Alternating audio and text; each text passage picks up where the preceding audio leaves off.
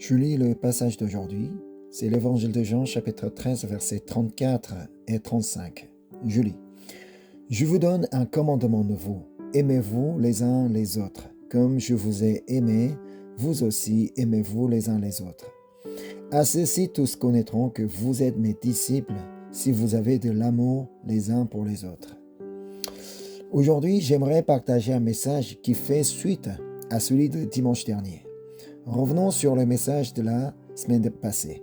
C'était Philippiens chapitre 2, verset 5. « Ayez en vous les sentiments qui étaient en Jésus-Christ. » J'ai partagé que porter le cœur de Jésus signifie pronéo Jésus, pronéo Jésus.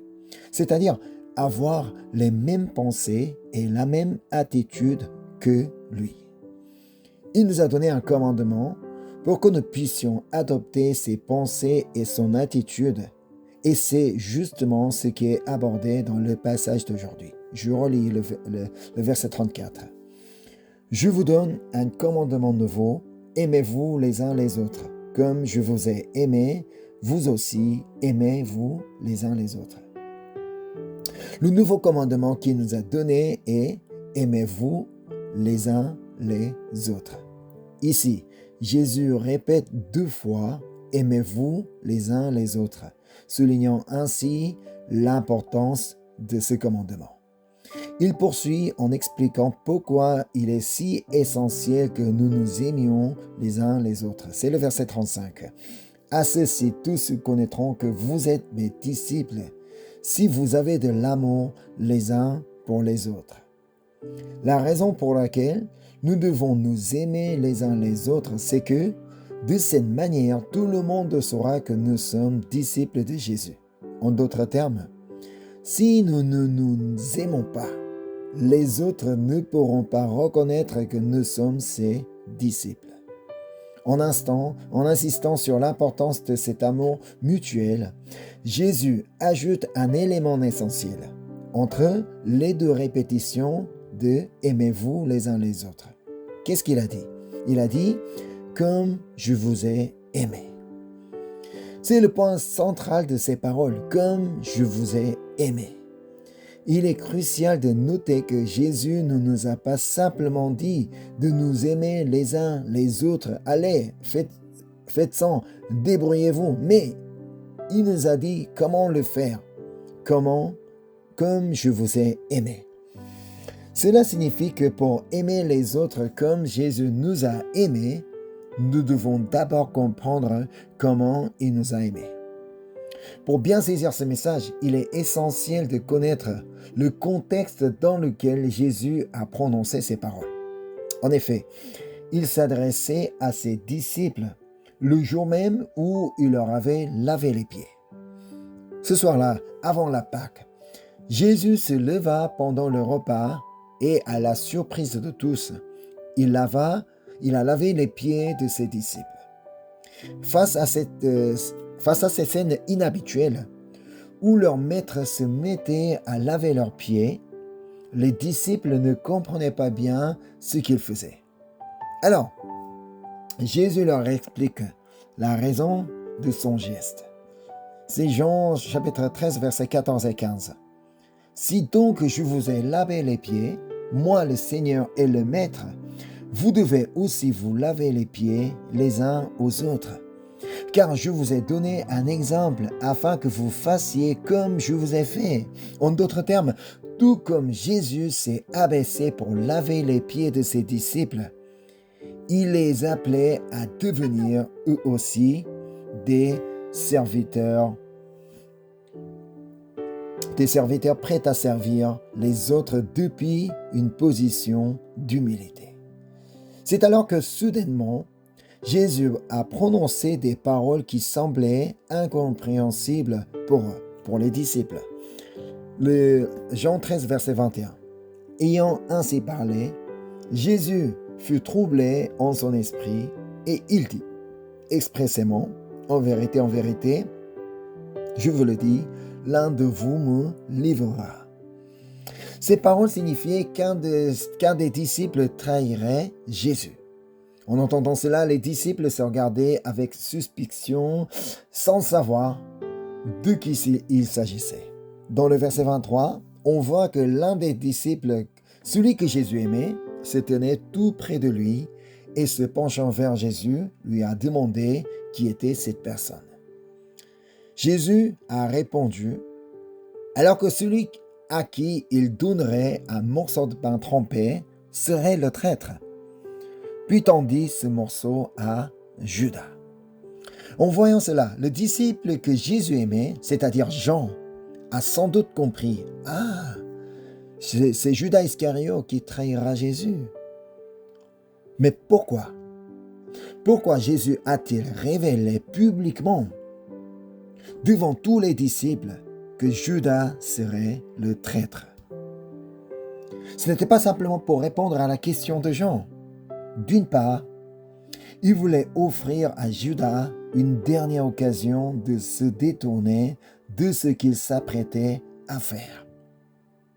Il avait donné cette dernière occasion. D'autre part, il voulait montrer son amour en lavant les pieds de Judas, bien qu'il sache qu'il allait le trahir. Jésus a lavé les pieds de son futur traître. En effet, les paroles de Jésus dans notre passage d'aujourd'hui viennent juste après cet événement. Encore, je vous lis le verset 34. « Je vous donne un commandement nouveau, aimez-vous les uns les autres. Comme je vous ai aimé, vous aussi, aimez-vous les uns les autres. Vous n'avez pas vu, j'ai lavé même les pieds de Judas Iscariote qui allait me trahir et me vendre pour vous montrer ce qu'est l'amour, l'agapé. Aimez-vous donc les uns les autres comme je vous ai aimé. Vous aussi aimez-vous les uns les autres. » Par ces paroles, Jésus leur a enseigné que même si l'un d'entre eux venait un jour à les trahir, il ne devait pas se mettre en colère ni le blâmer, mais s'abaisser, le servir et l'accueillir jusqu'au bout. Après ces paroles, Pierre posait une question à Jésus. « Seigneur, tu dis sans cesse que tu vas quelque part, mais où vas-tu exactement ?» Jésus lui répond alors, « Là où je vais, tu ne peux pas me suivre maintenant, mais tu me suivras plus tard. » Pierre réplique, affirmant qu'il est prêt à donner sa vie pour le suivre où qu'il aille. À cela, Jésus lui répond. Le verset 38. Jésus répondit, « Tu donneras ta vie pour moi. En vérité, je te le dis, le coq ne chantera pas que tu ne m'aies renié 3 fois. » En effet, avant que le coq ne chante, Pierre reniera Jésus 3 fois, allant même jusqu'à le maudire, comme le rapporte l'évangile de Matthieu. Que pouvaient penser les autres disciples en apprenant que Pierre avait renié Jésus 3 fois? Ils ont dû se dire, « Ah, Jésus savait vraiment tout. Il savait que Pierre le renierait 3 fois, mais malgré cela, il lui a lavé les pieds. Il l'a accueilli. Il l'a aimé jusqu'au bout. » Après la résurrection, Jésus est venu retrouver Pierre et les autres disciples qui étaient retournés à leur ancien métier de pêcheurs. Alors il partageait le petit déjeuner avec eux. Jésus s'est soudain retourné vers Pierre et lui a posé une question inattendue. « Simon, fils de Jean, fils de Jonas, m'aimes-tu plus que ceci ?» Personne n'aurait pu prévoir une telle question. D'après les conventions, Jésus aurait pu adresser des paroles de reproche à Pierre. « Pierre, pourquoi tu fais cela? Était-ce vraiment nécessaire? Ne t'avais-je pas prévu que tu me renierais 3 fois avant que le coq ne chante? Qui aurait dû être plus attentif? » Pourtant, au lieu de cela, il lui a posé simplement cette question directe. « Simon, fils de Jonas, m'aimes-tu plus que ceci ?» En l'appelant Simon, fils de Jonas, et non Pierre, Jésus lui rappelait qu'il l'aimait depuis avant qu'il ne devienne disciple et qu'il le surnomme Pierre. Par ces questions, Jésus disait en substance, « Simon, fils de Jonas, je t'ai aimé depuis le commencement et je t'aime toujours, même après que tu m'as renié. Mais toi, m'aimes-tu plus que ceci ?» On va aller voir le passage, donc Jean 21, verset 15. Après qu'ils eurent mangé, Jésus dit à Simon-Pierre, « Simon, fils de Jonas, m'aimes-tu plus que nous-mêmes ceci ?» Il lui répondit, « Oui, Seigneur, tu sais que je t'aime. » Jésus lui dit, « Paie mes agneaux. » À la question de Jésus, « M'aimes-tu plus que ceci ?» Pierre répond de manière célèbre, « Oui, Seigneur, tu sais que je t'aime. » Comme je l'ai déjà mentionné autrefois, cette réponse de Pierre est vraiment surprenante. Ce n'est pas quelque chose que n'importe qui pourrait dire. En effet, même si Pierre dit « Seigneur, tu sais que je t'aime », Jésus aurait pu répondre « Non, je ne le sais pas, absolument pas. » Mais Jésus savait que Pierre l'aimait. Après avoir posé la même question 3 fois, il dit à Pierre « Paie mes brebis, prends soin de mes brebis. » En entendant ces paroles, Pierre et les autres disciples ont dû comprendre « Ah, c'est cela, l'amour dont Jésus parle. » Ainsi, lorsque Jésus a dit « Aimez-vous les uns les autres comme je vous ai aimé », il voulait dire que même si l'un d'entre vous venait à me renier ou à me maudire, vous devez continuer à l'accueillir et à lui montrer de l'amour jusqu'à ce qu'il puisse devenir une source d'amour pour les autres. Ainsi, Jésus a non seulement montré ce qu'est l'amour avant sa mort, puis après sa résurrection, mais il le manifeste également après son ascension. Prenons par exemple l'amour qu'il a révélé à Paul, qui n'était pas un disciple à l'époque, mais qui est devenu un apôtre et a accompli des œuvres extraordinaires. Je vais lire dans les Actes chapitre 9, du verset 3 à 6. Comme il était en chemin et qu'il approchait de Damas, tout à coup, une lumière venant du ciel resplendit autour de lui. Il tomba par terre. Il entendit une voix qui lui disait « Saül, Saül, Saül, pourquoi me persécutes-tu » Il répondit « Qui es-tu, Seigneur ?» Et le Seigneur dit « Je suis Jésus que tu persécutes. Il te serait dur de regamber contre les aiguillons. » Tremblant et saisi d'effroi, il dit « Seigneur, que veux-tu que je fasse ?» Et le Seigneur lui dit « Lève-toi, entre dans la ville et on te dira ce que tu dois faire. » À l'époque, Paul persécutait les chrétiens, arrêtait ceux qui croyaient en Jésus et les mettait en prison.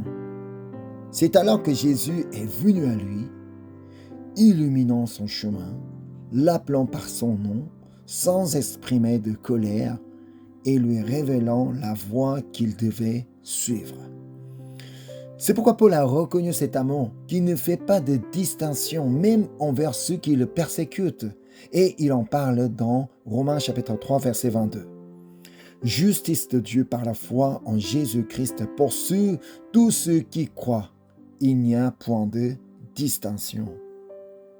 Ainsi, lorsque Jésus dit « Aimez-vous les uns les autres comme je vous ai aimés », il nous appelle à aimer tous sans distinction, y compris ceux qui nous trahissent, qui nous renient ou qui nous persécutent. C'est parce que Jésus nous a aimés de cette manière. Il a aimé ceux qui, comme Judas, l'ont trahi, ceux qui, comme Pierre, l'ont renié et ceux qui, comme Paul, l'ont persécuté. Vous pourriez alors vous demander, « Ah bah, quand ai-je trahi le Seigneur ? Quand ai-je renié le Seigneur ? Quand ai-je persécuté le Seigneur ?» Ah bah non. Ah bah bien sûr, aucun d'entre nous n'a jamais trahi Jésus comme Judas l'a fait en le livrant aux mains d'autrui. Cependant, l'acte de Judas signifiait qu'il ne reconnaissait plus Jésus comme son Seigneur et Sauveur, ce qui équivalait à le rejeter. Alors, pouvez-vous dire avec certitude que vous connaissez toujours Jésus comme votre Seigneur et que parce qu'il est votre Sauveur, vous vivez sans jamais vous inquiéter, sans jamais avoir peur, sans jamais être découragé ou déprimé. Non. La Bible nous rappelle à maintes reprises de ne pas craindre, car nous menons une vie marquée par la crainte. Le Seigneur nous a assuré qu'il serait avec nous jusqu'à la fin des temps. Mais combien de fois agissons-nous comme si nous étions seuls dans nos peurs face aux situations que nous rencontrons ou dans nos inquiétudes pour l'avenir? Pourtant, malgré cela, nous détournons souvent notre regard de Jésus pour le fixer sur d'autres choses du monde. Cependant, le Seigneur nous attend toujours, désireux que nous tournions notre regard vers lui, que nous le regardions, que nous nous appuyions sur lui et que nous lui faisions confiance. C'est parce qu'il nous aime. De même, vous ne menez pas une vie qui ressemble à celle de Pierre en reniant Jésus. Bien sûr, vous n'irez peut-être pas jusqu'à dire « vous ne connaissez pas du tout Jésus » et à le renier avec des malédictions, mais n'êtes-vous pas en train de faire semblant de ne pas le connaître? Avez-vous déjà caché votre foi parce que vous avez honte de vous déclarer chrétien parmi ceux qui ne le sont pas? Évitez-vous de prier avant de manger par peur du jugement des autres. Faites semblant de ne pas prier parce que vous avez honte. Qu'est-ce qui vous distingue alors de Pierre? Pourtant, malgré tout cela, le Seigneur ne nous renie jamais et ne ressent aucune honte pour nous. Il nous encourage toujours à vivre en tant qu'enfants de Dieu avec assurance, parce qu'il nous aime profondément. Cependant, vous pourriez affirmer avec assurance que vous n'avez jamais persécuté le Seigneur comme Paul a fait. Pourtant, quand Jésus interroge Paul en disant « Pourquoi me persécutes-tu » Il est vrai que Paul n'a jamais rencontré Jésus directement et qu'il n'a pas persécuté Jésus en personne. Il persécutait uniquement ceux qui croyaient en Jésus et suivaient son enseignement. Ainsi, même si nous n'avons pas persécuté Jésus directement, nous avons peut-être eu des attitudes ou des comportements qui ont blessé, persécuté des chrétiens qui suivent Jésus. La persécution de Paul a commencé par des préjugés et des idées reçues. Il pensait que Jésus était un imposteur, un faux prophète. À l'époque, la plupart des païens et des juifs pensaient que Jésus n'était pas le Fils de Dieu et qu'il ne représentait pas le Messie, mais qu'il incitait les gens à se détourner de la vraie foi.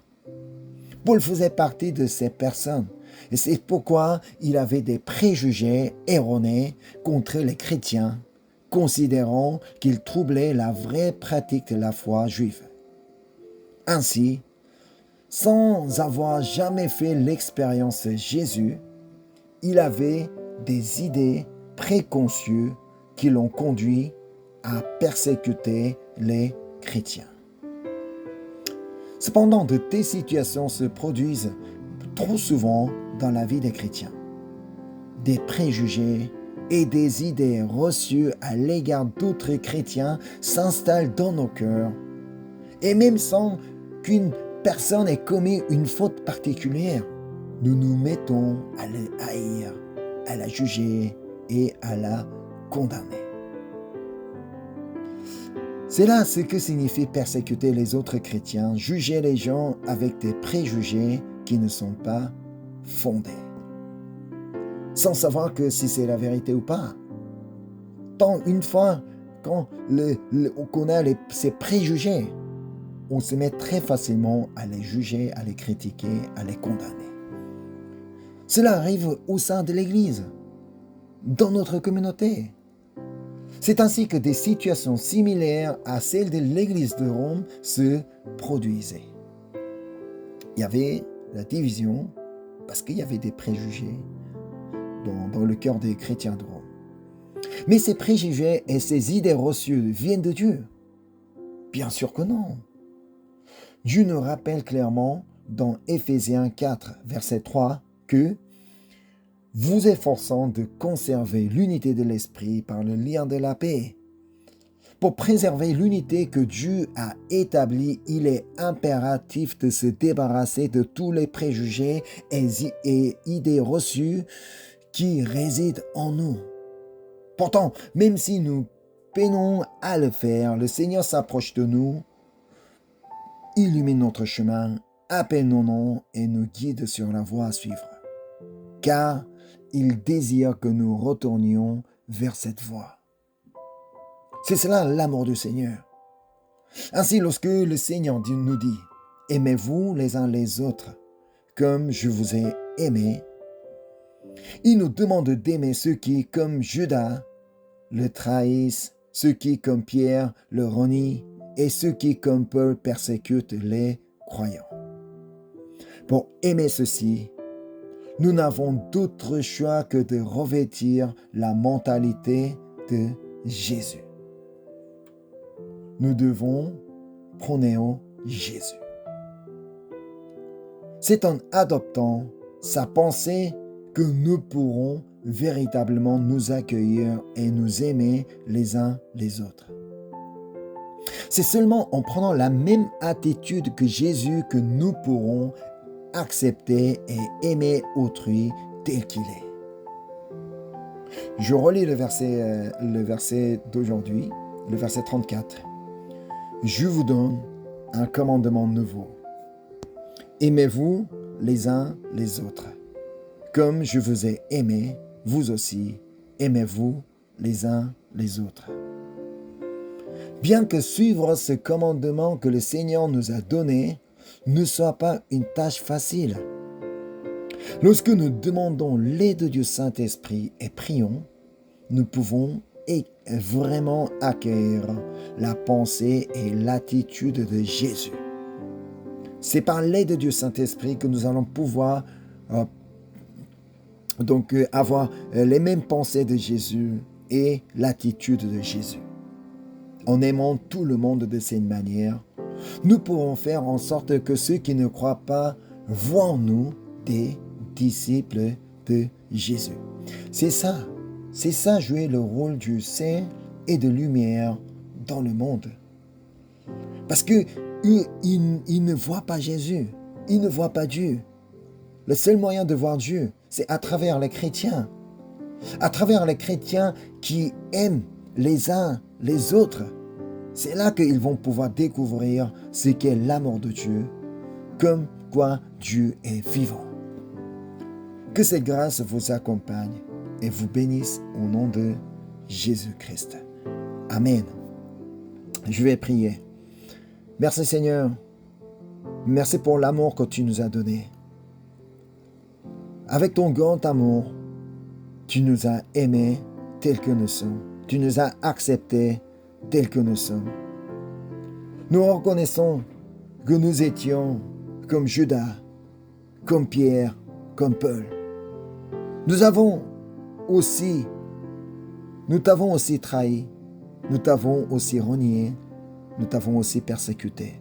Mais aujourd'hui, à partir d'aujourd'hui, nous voulons tous vraiment arrêter ces attitudes et que nous voulons vraiment avoir les mêmes pensées de Jésus et même la même aptitude que Jésus Seigneur. Alors c'est ainsi que parce que comme tu nous as donné ce nouveau commandement, nous voudrons continuer à nous aimer les uns les autres comme tu nous as aimés. Nous ne voulons jamais oublier comment tu nous as aimés. Alors avec cet amour, avec cet agapé, que nous voulons aller aimer les autres aussi. Alors le Saint-Esprit aide-nous afin que nous puissions pratiquer cet agapé à tout le monde. Merci encore une fois pour ton amour. Je te prie au nom de Jésus-Christ. Amen.